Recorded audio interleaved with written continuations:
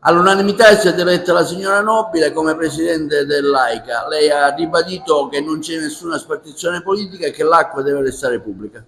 Sì, è vero, l'ho ribadito e lo voglio ribadire in continuazione. Abbiamo agito secondo scienza e coscienza, sono stati esaminati tutti i curricula presentati dai vari professionisti, sono state giornate di lavoro intenso, abbiamo scelto quello che per noi e secondo anche delle linee guida erano più idonei.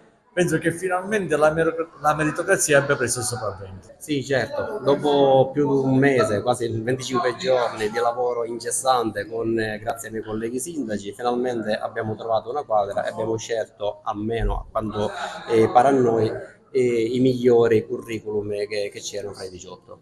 Quindi da domani si inizia a lavorare, dopo che si insiede il CDA, io ormai come presidente inizierò a lavorare assieme a loro e quindi andremo avanti per portare un po' di aria fresca anche in AICA.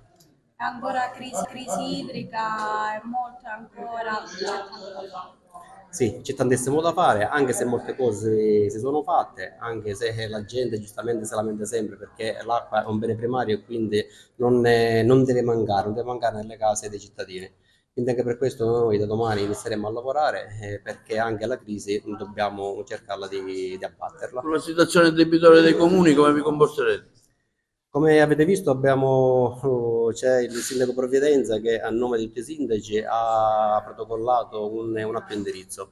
Nell'atto indirizzo ci sono dei punti che sicuramente ora vedremo, tra cui c'è la situazione debitoria dei comuni che ancora non hanno fatto il prestito ponte oppure che hanno dei debiti con AICA e quindi cercheremo di sensibilizzarli e farli pagare. Sindaco, nel suo intervento lei ha ribadito la volontà di nessuna spartizione politica e la volontà di restare AICA pubblica. Sì, nel mio intervento ho voluto precisare questo perché vedendo alcuni articoli della stampa posso dire veramente con tutto il cuore che c'è stato un lavoro volunque che è partorito, ma abbiamo cercato tutti insieme, tutti i sindaci, di scegliere 3 persone per bene, al di fuori della spartizione politica, perché non c'è stata e tutti i sindaci, nessuno si è dichiarato c'è questo tocca a me o quello tocca a me, tutti si parlava di come continuare l'AICA e il servizio pubblico. È stata anche approvata una piattaforma su alcuni punti, in particolare uno su tutti, insomma i comuni devono pagare, se no si va a fondo, no? Sì, è normale, noi abbiamo votato 3 persone nel CDA, ma abbiamo dato l'indirizzo che è la cosa più importante. L'indirizzo è inutile votiamo il nuovo CDA e i comuni non continuano a pagare. Il primo indirizzo è che i comuni si mettono tutti in carreggiata a pagare l'acqua, quello che gli tocca.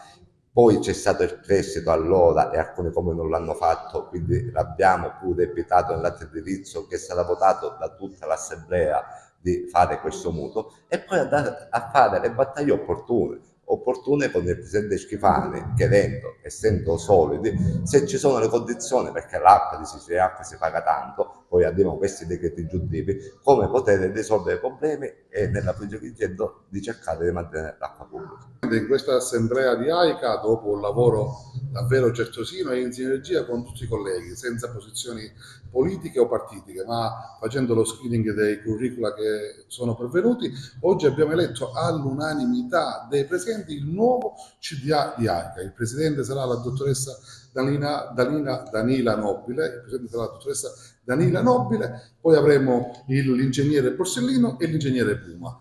3 professionisti, 3 persone capaci, tra l'altro l'ingegnere Puma è in quiescenza, quindi svolgerà il ruolo a titolo davvero gratuito. Un passo importante per far ripartire AICA, per garantire i servizi ai nostri concittadini e difendere l'acqua pubblica.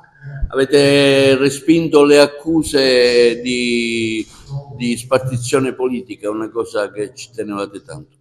Assolutamente sì, non vi sono spartizioni politiche, ma davvero una condivisione nel cercare la migliore soluzione possibile rispetto ai curriculum che avevamo sul tavolo. È stato un parto lungo, travagliato, ci siamo confrontati anche duramente, ma sempre in maniera leale, nell'esclusivo interesse pubblico. Ribadendo la volontà di mantenere AICA pubblica. Assolutamente la gestione dell'acqua pubblica in provincia di Agrigento deve rimanere tale. Poi ognuno di noi ha delle specificità, abbiamo i comuni in salvaguardia, chi chiederà la salvaguardia, è un ragionamento diverso, ma il concetto di base è che AICA deve essere salvata e l'acqua deve rimanere pubblica.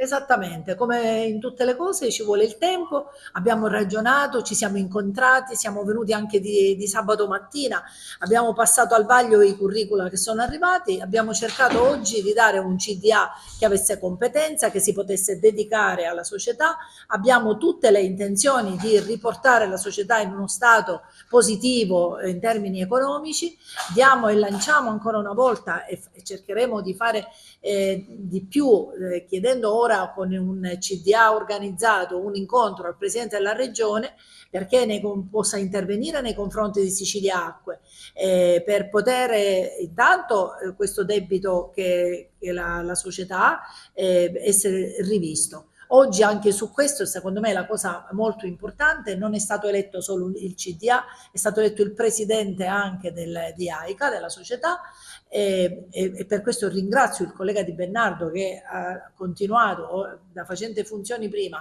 oggi da presidente, dovrà raccogliere in qualche maniera tutto quello che arriva dai territori, tutto quello che arriva dai comuni e soprattutto riuscire a fare un buon lavoro con il CDA che si insedierà prestissimo. Accanto a questo l'elemento importante di oggi è l'ordine del giorno, anche questo votato all'unanimità, è un ordine del giorno dove in maniera chiara ribadiamo qual è la volontà dei sindaci.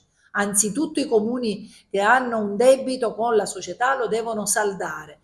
Dobbiamo ripristinare le perdite che ci sono, dobbiamo mettere i contatori che possano misurare in maniera adeguata il reale utilizzo dell'acqua e anche qui un ragionamento con Sicilia Acque, perché a nostro modo di vedere l'acqua viene diciamo così pagata a caro prezzo. Ci sono una serie di elementi, questo diciamo quasi la magna carta su cui dobbiamo operare noi da sindaci e consiglio di amministrazione e questo ordine del giorno che abbiamo votato anche questo all'unanimità.